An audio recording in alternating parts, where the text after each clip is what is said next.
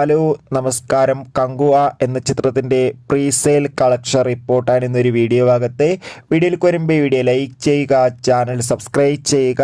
November മാസം ഇനിയും അങ്ങോട്ട് ധാരാളം ചിത്രങ്ങൾ OTT റിലീസ് ചെയ്യാൻ പോവുകയാണ്. നമ്മുടെ ഈ ചാനൽ ഭാഗം പരിശോധിച്ചാൽ നിങ്ങൾക്ക് കാണാൻ വേണ്ടി സാധിക്കുന്നതായിരിക്കും.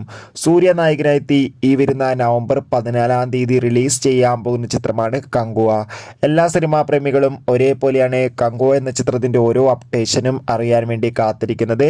ചിത്രത്തിൻ്റെ ഒഫീഷ്യൽ ട്രെയിലറിനൊക്കെ അതിഗംഭീരമായ പോസിറ്റീവ് റെസ്പോൺസ് തന്നെയാണ് ലഭിച്ചിട്ടുണ്ടായിരുന്നു.